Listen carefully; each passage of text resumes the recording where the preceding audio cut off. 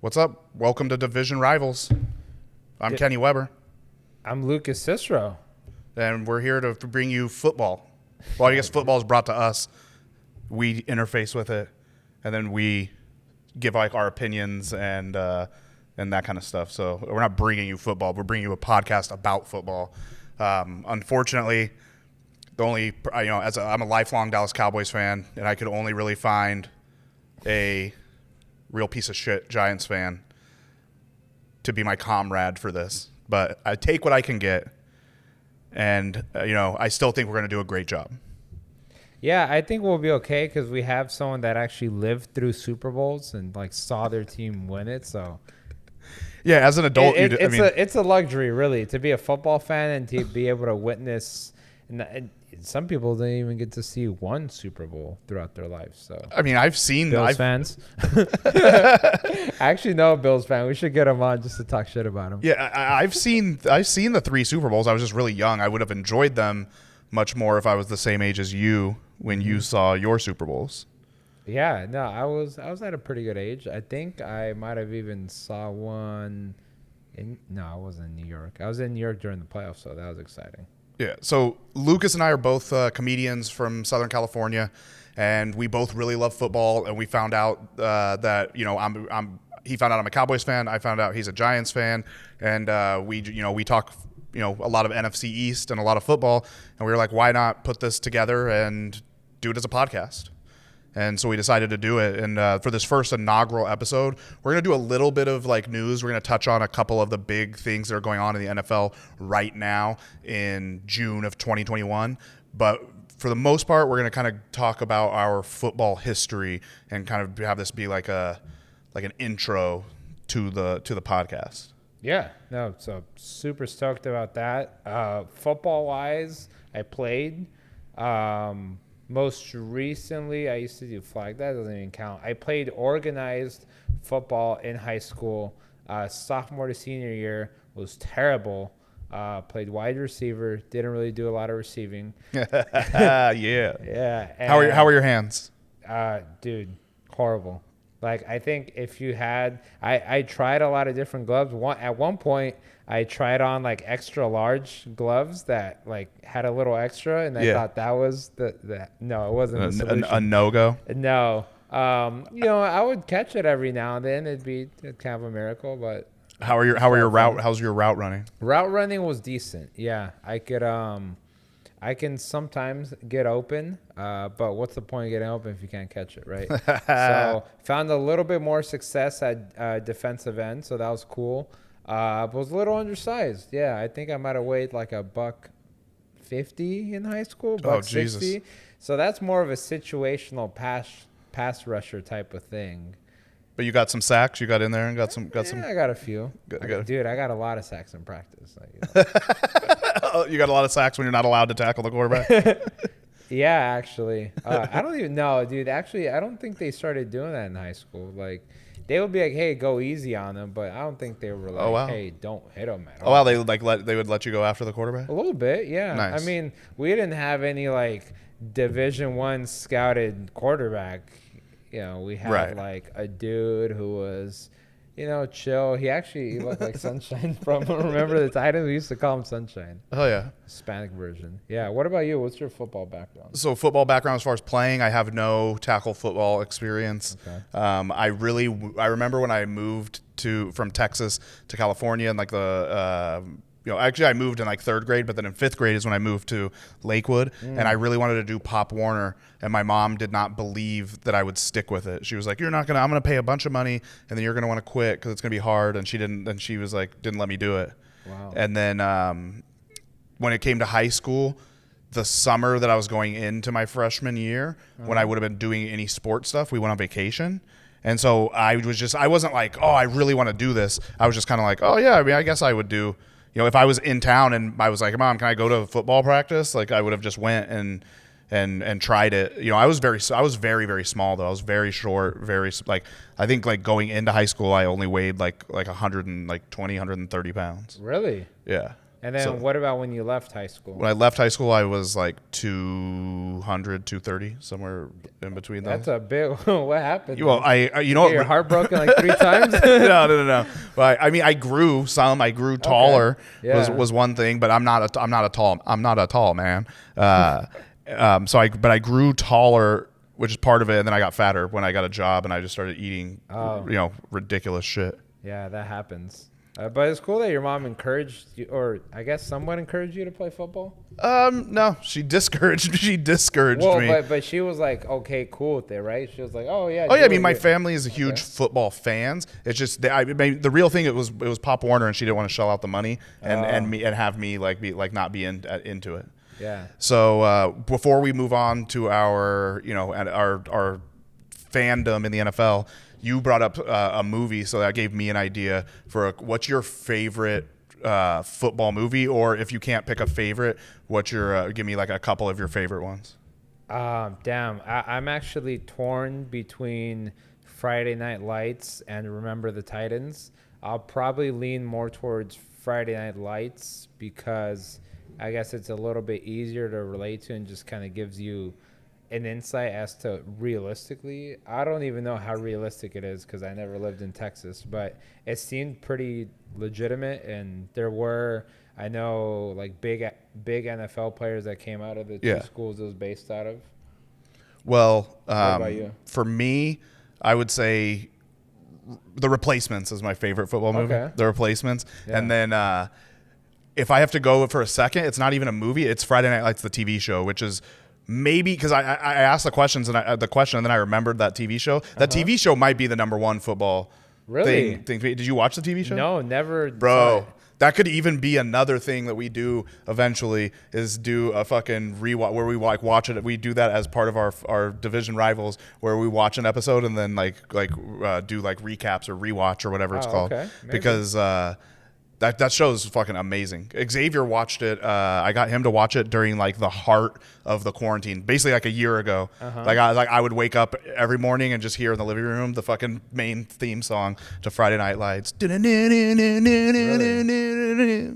It's just like it's so good, dude. Like it's okay. It's so good. I'm not gonna lie, I kind of dismissed it back in the day because I thought it was like a football soap opera. I'm like, I don't want to see this shit. It looked like it was forcing football into like this love story or multiple love stories. I don't know. Is that what it is a football soap opera, but like it basically is. I mean, it's a drama show about football. Number one, it's all done by Peter Berg, who's a fucking like amazing director and does all the action, does all those action movies and shit. But there's like love elements because it's like high school kids. So there's like, the different fucking high school kids like falling in love and trying to be like, you're my girlfriend and I'm your boyfriend and shit. Yeah. But all in that, the real drama and the part that sucks you in is the drama of it's because it's similar to, it's similar to the movie in the sense, like I won't spoil it, but there's a big, you go into it, the team's supposed to be the best team that there is. One of the players gets really hurt in the first game, and then it's how do they overcome that? And again, I won't, I'm not giving away who it is or anything, but I would dare you to watch the pilot to that and not be like, oh, I'm in. I'll check it out. I'll watch the pilot. Like, that's cool. I mean, he recommended Black Monday. I like that show. So I was like, okay, cool. I'll trust his judgment. Yeah. But Friday Night Lights is great. Booby Miles, dude. That's gotta. I've seen this thing floating around Facebook. Like, oh, what's your #1 like fictional football player? See, you don't even know who it is. Your #1 fictional football player is going to become Tim Riggins. That's going to be from Friday Night Lights. That's going to be your #1. That's going to be your #1 fictional football player, Tim Riggins. Interesting. Number 44, plays for the Dillon Panthers. Ah, that's kind of hard to overcome the water boy, right? So now let's go. When did you become a fan of the NFL, and what are your like walk me through like that, like your earliest memories or you becoming a Giants fan? My earliest memories are probably the Tiki Barber days of like the Giants, and then just watching them with his weird ass like high and tight, just But I don't know, he made it work, and he was good. Then he became like a Giants hater, which, fuck Tiki Barber, but he did get me into the Giants, so okay, he's kind of cool, but fuck Tiki Barber. And then afterwards, Eli was not good, then he became kind of good, and then they won those Super Bowls. And from that moment on, I was already kind of hooked on the Giants before Eli started, winning and going on those crazy playoff runs. But yeah, I really appreciated the resilience of the team. I mean, both of those runs, they went in as obviously underdogs, but they were like wild card teams. So that was huge. Michael Strahan, how could you not love that gap? Yeah. How could you not just get amped for that defense, dude? They would terrorize quarterbacks. So that was kind of what got me, I guess, just in general, not only into the NFL but also the Giants. What about you? Okay, so for me, my dad is a huge Dallas Cowboys fan, and I was born in Texas, and so he was already he watched all the games. He actually watched he watched all those games. He watched a ton of Texas Rangers games and then Chicago Bulls because of Michael Jordan. And it's he was always watching sports and stuff, but football was the biggest one. And my younger brother was born in 1993, and his name's Troy. He's named after Troy Aikman. And my family's like I said, my family's crazy. When it comes to the Cowboys, they don't really do as much anymore. But back then in the '90s, my mom used to take everything in the house and put it away, and then everything became Dallas Cowboys. The curtains, the throw pillows, a teddy bear who the ears of the teddy bear, the inside of the ears would be fucking Dallas Cowboyed out. A little Dallas Cowboys bow tie, anything they could find. They had they get all the merch, the Wheaties boxes, the jelly jars, the everything. We had fucking all of it, and so I really had no choice. I was a Cowboys fan. Plus they won, which makes it easy when you're a kid. If your team is winning, you're like, oh hell yeah! I'm of course I'm a fan of the Cowboys. Yeah. Then I watched them win 3 Super Bowls as a kid, and was just like, yeah, this is it. You just become a fan of the Cowboys, and they win. How old were you when they won those Super Bowls? I was the last one was in '95, and so I was 9 years old. Okay. The 95-96 season. Nice. You're old enough to know what's going on. Yeah, kind of, but it's not the same amount of enjoyment that I would get, if they win now. Of course, it's going to be, so much more immense. And so when I was in high school, the Titans moved. They became the Titans from the Oilers and moved to Tennessee. And I kind of was just the Cowboys sucked, and so I was like, well, I want my own team. And I played a lot of Madden, and so I just happened to it was Madden 2001 with Eddie George on the front. And so I happened to just play so much of that I was like, well, I'm a Titans fan now. And so I was a Titans fan for 2 years. They were good one of the years. I think they went to the Super Bowl. It was the first season I was like, I'm a Titans fan. That's who I play as in the game. And then they go to the Super Bowl, and I'm like, man, I just like winning teams. Must be nice, right? And so I did that for 2 years. Where I was like, that's my team. I got a hat. I had a Titans hat. And I was like, I got to make my own way in this world, Dad. And then I just fell off completely from football from probably 2003 to 2006 for three seasons. Oh, okay. And then the Cowboys sucked. I wasn't at a place where I knew, back then I still didn't know anything about football. So I would enter the season thinking, this could be the year, no matter what. Every year, even a year that you're going you're winning 4 games. At the beginning of the year, I was like, they could win and go all the way. And the way that my dad was a fan, he always expected that too. He always expected them to do well. And then as I come back to football in 2006. It's Vinny Testaverde's the quarterback, and I'm just back in it. And I remember coming home from, I think I was training judo at the time, and they had put Romo. My dad's they put Romo in, and we watched the game. I watched the rest of the game. I think they either won that game or came really close to winning that game. Yeah. And then it was just off to the races. And from there, I didn't miss much football until I would say from there till last year. Last year I followed football, but I didn't follow it closely. It's one of the reasons why I wanted to do this podcast and just really immerse myself back into it and make it something that we're doing as comedians. Oh, yeah. So that it would give more of a I almost feel like it makes it more okay to watch football and to be super into it because we're like doing other stuff with it. We're making it like it's not just, something that I do. Yeah, no, for sure. And dude, this guy got to see Romo's only game where his back was healthy. Like that's a monumental game right there. Hold on, I want to go back to you and how your brother's named Troy. Were you almost named anything after the Cowboys, like Dion or something? No, like that? because my dad's technically my stepdad. And so they weren't together when I was because I'm adopted a couple times, and so it's just they weren't together at that time, and so I didn't have the opportunity of a football name, which I'm cool with. I like my name. My name's cool. Had he been there from the jump, do you think he would have named you something after another Cowboy? But it would have been what was I going to be? Danny White? Like it was 86. Who was 86, you know what I mean? Yeah. Who was I going to? 86 was during those fucking the other bad years. I think of the Cowboys. So it's like who was I going to? Who would I have been? Yeah. See, if you would have been a Giants fan, you would have been named after like Lawrence Taylor. That's pretty cool. Lawrence Weber. It's kind of a whack name, Lawrence though. Lawrence but Weber. I mean, no offense, LT.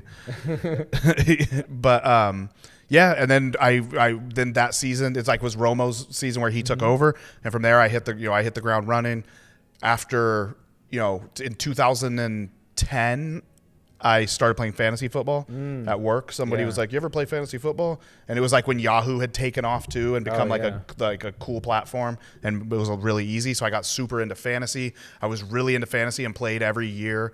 I actually played last year, but I just didn't manage my teams very well because I wasn't super into it. But played fantasy football for 10 years. We could talk about it a little bit later, but we're starting a dynasty league of all comedians that we're probably going to talk about a lot on here. Fuck all those guys already. Yeah, fuck each one of you. You all suck. Including him. Well, except for, I don't include myself in that, but I do include him. He's a real piece of shit. Yeah, fuck this guy. Anyways, we are starting the fantasy league. I played fantasy for maybe, I think right around 2009. It might have been. I started 2010. Yeah, I just got out of high school and I was like, let me find some ways to gamble. Right? So I really enjoy it. I think it when you're a hardcore fan, like I think we are of your own team, you get so immersed in that you forget about the rest of the NFL. So fantasy kind of makes you remember about the rest of the NFL and how all those other players and teams are not only going to potentially fuck up your team, but might even like carve out their own lane and win. Yeah. It's a lot of fun. It gives meaning to all the games. You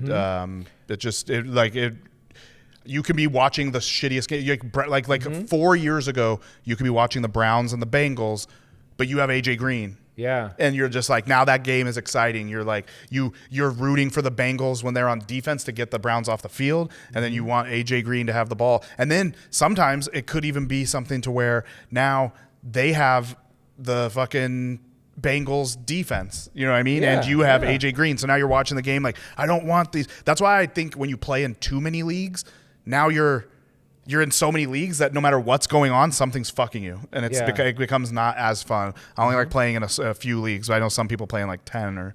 I've done up to 4 1 year, and I think I did pretty well in most leagues, nice. But it just wasn't as enjoyable. So much to manage.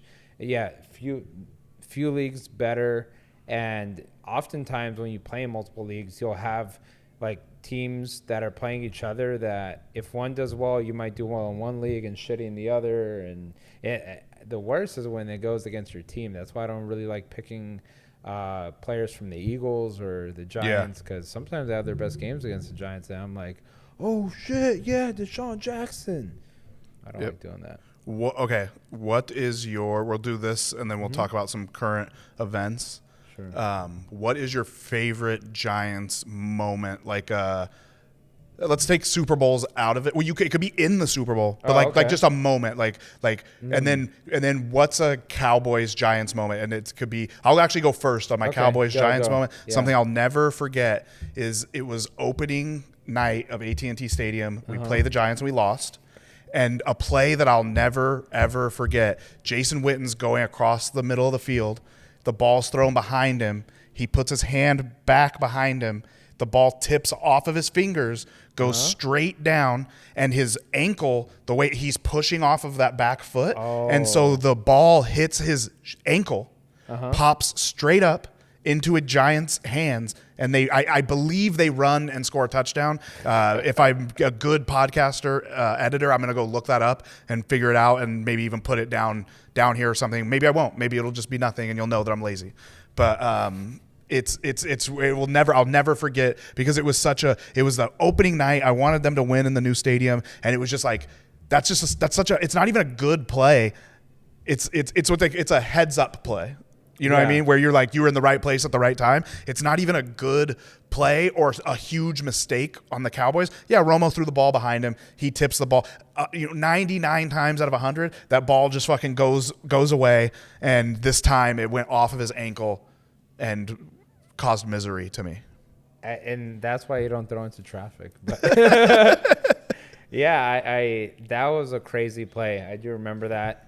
And I was excited for it. It wasn't my favorite moment as a Giants fan. I think it's hard to argue against the David Tyree helmet catch. Yeah. Because so many things should have gone wrong that play, what they did. And like Eli was surrounded by like three Patriots defensive linemen. He somehow got out of that shit, completely threw it like it looked like he wasn't even aiming for the right person. He was just kind of throwing up a prayer, like almost straight up in the air.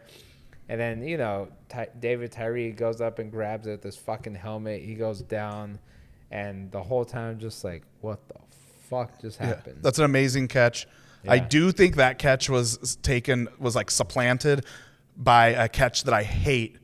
A catch that I also hate, doesn't have anything to do with the Cowboys, which is Edelman's catch against the Falcons in the Super Bowl. Oh, dude, that one? Because without that catch is like a Super Bowl. I know there's all these moments, but that was like a defining moment where there's no way they would have come back and won the Super Bowl if it wasn't for that catch right there. That's when you knew like it was game over. Like you already knew the momentum was on their side because they're starting this crazy comeback. But then the fact that he caught it off of some bullshit like that just ensured that, they're going to go do the whole thing. And then the Seahawks, when they set up and we thought they were going to beat the Patriots, but when they didn't run the ball, there was a catch. 2-yard line? But there was a catch before that. I can barely remember everything, but it was like a bomb down the sidelines that Russell Wilson threw, like just a nice. Like it was just like another one of those Super Bowl, like how does this happen in the biggest moment type of shit. Yeah, I do remember that Super Bowl though. They made fun of Pete Carroll so much after that. Yeah, because they could have they had Marshawn Lynch, who was having a monster year, 240 pounds, just at the 2-yard line. Yeah, but at the same time, if he doesn't, but I always said it's always hindsight. They could have ran the ball with him 2-3 times and they don't get in, and then they would be like, everyone knows you're going to run the ball because you have Marshawn Lynch on the 2-yard line. You should have passed it. It's just like, it's one of those things. Yeah, but I mean, to go in shotgun, you can at least, if you're not going to give it to him, then why are you going to be in shotgun? Just in general. Like you're in shotgun at the 2-yard line. Like I get you have Marshawn Lynch, but he's not like the most. He doesn't have like 99 acceleration. You want a big back like that, you want to have him in like I formation. Of course. Maybe in like single back. But no, you're just going to have him like, hey, here you go. Or not really, but hey, I might give it to him right here. I'm just here so I don't get fined. Current events, news. So it's June. It's June of 2021. We all know what that means, that there's not a lot going on. There's two things going on. There's two things really going on in the NFL right now. Okay. So we'll talk about those two things, and then we'll be back fucking next week with more. We want to do things like cover, what we think of, the NFC, the different divisions, the NFC East being our primary subject, but we're still going to talk about everything. But we don't want to give you too much along with the introduction, but we'll give you a little tease. We'll play with the pussy a little bit. Give you something relevant, yeah. So the two stories that we have, the first one and the bigger one now is Julio Jones. Julio Jones, who played for the Falcons for, I believe, 10 seasons, 10 or 11. A lot. He has been traded. There was a lot of talk. He threw shade at the Cowboys, supposedly. Oh yeah, he's like, I want to go somewhere that has a chance of winning. Yeah, I think was it Shannon Sharp that asked him like, hey, where do you want to go to the Cowboys? Like, nah, man, I want to win. Yeah. So that hurts. That was funny. I tagged him in it because fuck him. But yeah, dude, he went to the Titans, and I'm not gonna lie, I'm a little surprised. I thought he was gonna go to the Bills because the Bills don't really have enough. I mean, they have a number one wide receiver, of course, in Stephon Diggs, but he's a slot guy. So I thought that'd be the perfect combination of like a good team that could use a primary like number one outside receiver and the team that's just poised to win it all. But yeah, he went to the Titans, which is a pretty good team too. Yeah, I mean, I think that the Bills would have, like you're saying, the Bills would have been way better. If you're saying I want to win, like the Bills are way closer, even though the Titans made the playoffs. Like I still think the Bills are closer to going to the Super Bowl and or winning. The Titans are pretty close, though. I mean, I know I don't think they got very far last season, but considering the roster they have, Derrick Henry, who's arguably the best running back in the NFL right now. Offensive line is crazy. Ryan Tannehill, not crazy about him, but obviously he can win playoff games and get you there, so that's big. I would have loved to see him go somewhere like the Patriots. I don't think they're so far ready to win necessarily. Yeah, so but why you just would you don't want to see know. him go there? But because you want to see Bill Belichick see what he's going to do. See if he does get him, and then Cam, dude. What does Cam do? Cam has a cannon and throws the ball down the field. I say you put Julio on the field for like 30% of the plays. 30%. Yeah. You don't. You got to have him on the field 100% of the time. Do you watch football, Lucas? Do you know how often Julio Jones gets hurt? All the fucking time. That's why you keep him. We're going to keep him. We're going to baby him. We're going to keep him healthy, and we're going to fucking chuck the ball down the field. It's still not 30% of the time. I mean, 30%. It's cool having a receiver like that because then, in a sense, you kind of have to double him. You kind of have to shift protection his way, so it opens up the running game. So I think for that sense, too, it does make sense for him to go to Tennessee because now it's like, well, you can't just double. Well, yeah, it makes sense for the Titans. I mean, any there's not a team that would have gotten him because who are, I mean, even if you take the Seahawks, who are one in the conversation to have the best wide receiver duo between Metcalf and Tyler Lockett, even the Seahawks, who maybe do have the best wide receivers, he would have improved the fucking team. Of course. The Cowboys have a great 1 and 2. I think they have a really, really solid 1-2. And that's not even counting their third receiver, the slot receiver. Yeah. That's not even counting the slot receiver. I was actually saying they're 1-2, Gallup and Amari Cooper. Well, wouldn't their 1-2 be CeeDee Lamb and Amari Cooper? At least per this little NFL. That's what these. Instagram post. But that's what the NFL is going to say. But as an insider to the team, your 1 and 2 are even CeeDee Lamb's a fucking great player. He's a first-round pick from last year. He's still a great. That's the great problem the Cowboys have. They have a great receiving core. But what I was getting at is even with their receiving core being really fucking good, Julio would have fucking bolstered it. I'm not really upset that he's not. I'm not upset that he's not there or anything. They can't afford it. They need to spend. If they're spending any money, it needs to be on defense. There would have been 2 mouths to feed because at the end of the day, like, unfortunately, all wide receivers still have a little bit of diva in them, and you just can't imagine Julio Jones going to somewhere like the Cowboys where they already have Amari. He won't get his 100 catches. He might not even he might get like 60 there, but you don't want to. If this is the first time you're going to a different team, you don't want to go and just be like a 50, 60 catch guy. You want to be a 100 catch guy. You want to bring that superstar. You think he's going to do that to the? You think that's what he's going to do with the Titans? Probably. I don't think so. I mean, it's hard, right? Because there's also a lot of mouths to feed there because, when you're not passing the ball, you're running it. Derrick Henry's going to get the ball a lot, easily 20 times a game.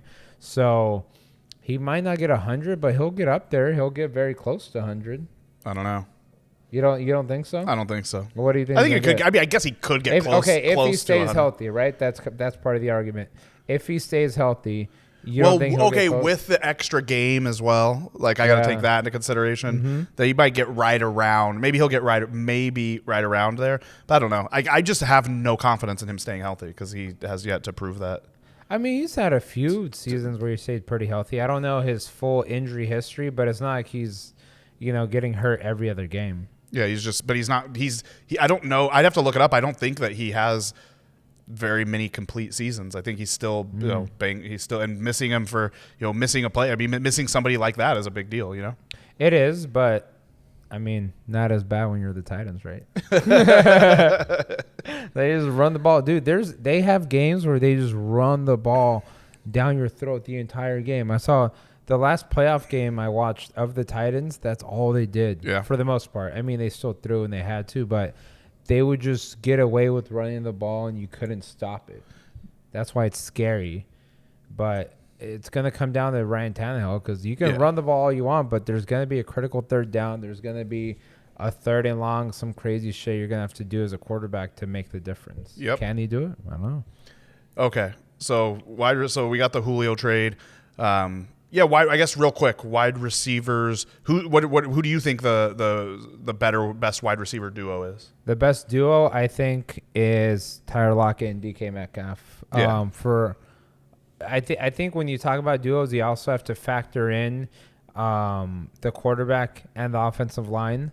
Even though you're talking about the duos, I mean, think about it. Russell Wilson has been getting the ball to them with a shitty offensive line, a lot of improvisation, and just the different skill sets they bring sets them apart from basically all the other ones. Right. Like, you can argue Tyler Lockett's probably the best slot receiver in the game right now. Oh, for sure. I would say for certain. DK Metcalf might not be the best outside receiver right now, but he probably has the most physical tools. Yeah. And he's got the most potential. And he's going to have some seasons where he is the best probably coming up. Oh, for sure. Yeah. I mean, dude, just... Yeah, I mean, I agree with you. I agree with you. I don't think... okay. He agrees with me. I don't really think that there's not another one that is another duo that is as dominant. Like I said, the Cowboys have a great duo. The Browns have a great duo. But when healthy. Yeah, but the thing is Tyler Lockett and DK Metcalf have a season of being great together.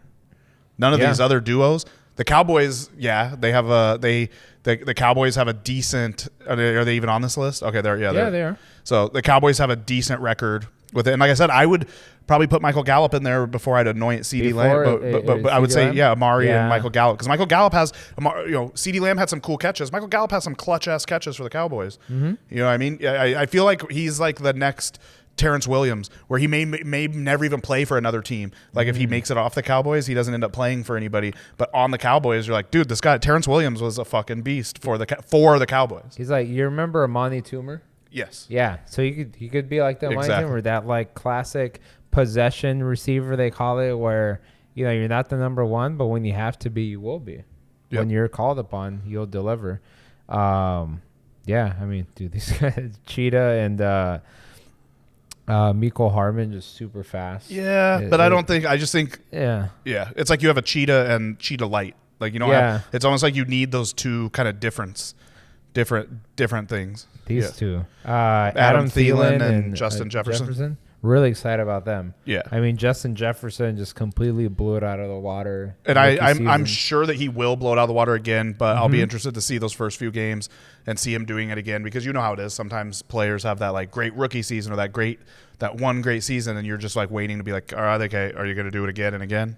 Right, and that's why I think Tyler Lockett and DK Metcalf are undisputed best duo. And, I mean, you can argue that the next closest would probably be A.J. Brown and Julio Jones, but you haven't seen them play together Exactly. Yet. Who knows? It could be a disaster. It could be like thing. I don't anticipate that it's going to be really, but it could be. It could be something where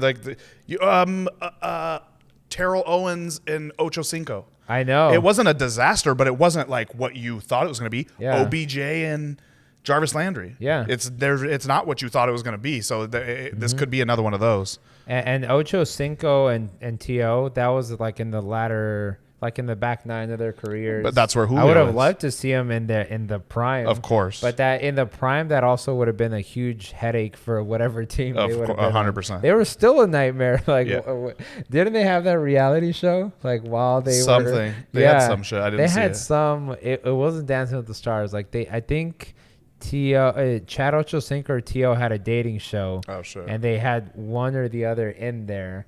Yeah. And it was just this huge, I don't want to call it a distraction, but it's like, all right, bro, are you going to play football or are you going to just date women on reality TV? It's ridiculous.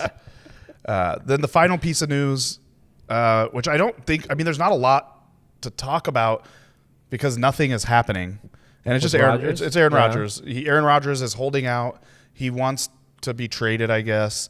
It seemed like there was a lot of talk of like, this is where he might go. This is what's going to, but there's no real talks. It's not like Julio where they're like, no, he wants to be traded. And then you started hearing places he's really possibly going to go. I think the Aaron Rodgers thing, I think they might just let him sit out the season. Yeah, it's going to be interesting to see what happens. I mean, it's very hard to believe that someone who just won MVP is going to sit out a season. I'm not completely ruling it out because that happened with Le'Veon Bell when he was pretty much in the prime of his career. Yep. And then he goes to the Jets. But he got paid, so fuck it, you got that money. But I think had Le'Veon Bell play that season, maybe the Steelers would have won the Super Bowl. I mean, I know James Conner still had a great season afterwards, but he's still. But still, Le'Veon Bell. At the time, he wasn't as good as Le'Veon Bell. But I digress. Aaron Rodgers, it's all speculation right now. Really, I only see him going to two places, the Saints and the Broncos. More the Saints because they're just more poised to win. They have a better team in place. The Broncos are in somewhat of a rebuild mode right now. I don't think the Saints – I don't think either team really has a lot to give because you're going to need to part ways with, I would say, either 3 first-round picks or 2 first-round picks and like a very – good player that the Packers could use, and that would be like a receiver. Yeah. So and then they don't want to get rid of a receiver. Yeah. It's not like they're like, we'll trade you Michael Thomas. Right? Yeah. Because they would need someone for Aaron to throw to. Exactly. So I'm not going to say I don't see it happening. I think there is a way that Aaron Rodgers leaves. And the GM, by the way, is calling his bluff right now. Because he's putting out these little media campaigns like, oh, Jordan Love is doing so good in practice. Oh, my God. Today I was watching Pat McAfee's little podcast clips, and it was like going through a list of all these highlights that Jordan Love did in practice. Oh, he had a 30-yard pass to Devontae Adams. He had a 20-yard pass to Aaron Jones. Who gives a fuck? It's practice. We talking about practice? Practice? Practice? Playoffs? Playoffs? No, but they are who we thought they were. So I get it. The GM is like, okay, we're going to call your bluff. We're comfortable, quote unquote, comfortable starting Jordan Love. I don't know. Do you see? Do you think Jordan Love would do well? I mean, he's just it's so unproven. Like I don't even at this point. Their team's gonna say he's gonna do well. Everyone else is gonna be like, I don't know. You know what I mean? I don't know. I think that Aaron Rodgers is not gonna play football this year, and could possibly never play again. If he doesn't play this year, he literally might not play again. So he just went out on top as MVP. That's got to be so weird. He went out on top as MVP. He could have won another Super Bowl, possibly. I don't think that he's thinking of it right now is that he's never going to play again. But he's a diva. He's emotional. He's got his issues. This could snowball into him never playing. So you think this is all on him? It's not all on him. Okay. Like I think there's mistakes that he's one of the few guys that's going to hold them accountable though. Right. Like, you know what I mean? He's just that's because he's more of like a diva. He's more hard to work with. Here's what I've said from the beginning. The dude has cut people out of his own family. If not, he cut off his whole family. And I don't know that I'd have to I read about it before. I've heard about that too. But he's cut off his family or parts of his family. If he's going to do that to his family, you don't think he's going to do that to the fucking Packers if they're fucking with him? Like, you know what I mean? Like, of course he is. And so I'm not saying I don't know the situation. Like, I don't read everything about this, and so I don't know it so deeply that I'm like gonna just be like, it's this it's everyone's fault. But I don't think it's solely the organization's fault or solely his fault. But they all share blame in the shit show. Right. So the deepest, I guess, understanding I have of it is that Aaron Rodgers doesn't like the way the organization is run, and of course he hates the GM. It's kind of a diva thing to say, hey, I'm not going to play here if the GM doesn't get fired. Like that, dude, you're managing the Packers, which is one of the most important franchises. You're not just going to be like, oh, yeah, but at the same quit time, or fire me or Aaron Rodgers. Like that's. Yeah, but at the same time, if he truly, truly, truly believes like that this guy is bad and this guy's not doing the job and stuff, like I get it, especially when you're fucking Aaron Rodgers. But a lot of people aren't going to be like, I'm fucking Aaron Rodgers. You know what I mean? Like when they're, a lot of people would be like, well, they want to be a little more workable, like easy to work with. Sure, but at the same time, when you've made it to playoffs multiple times, got deep in there, and then lost due to what some may argue is like a lack of offense, and you don't spend multiple first-round picks on offense, then you do start to wonder, like, hey, maybe this guy's got a point. And organizations are starting to lean towards, like, hey, we're going to be a little more open with, like, our quarterback. Hey, you need for sure. a receiver. You know, you like this tight end. 100%. Yeah, because, dude, at the end of the day, like, the GM and the team could do whatever they want, but at the end of the day, it's going to be Aaron Rodgers who's got to throw the ball and make it happen. That's true. Yeah. That's it, and that's our first episode. That's our first episode. Thank you. Thank you guys for tuning in. You can follow me on social media at It's Kenny Weber with 1 B, and Lucas at Lucas_Cicero. That's SISRO. And you'll be able to catch episodes coming out. We'll probably be doing them every other week or so for now. But then when the season comes around, or we start to get to preseason and shit, when there's more to talk about. They will be releasing weekly. Yeah. So, thanks for tuning in. Stay tuned. Later, bitch. Later.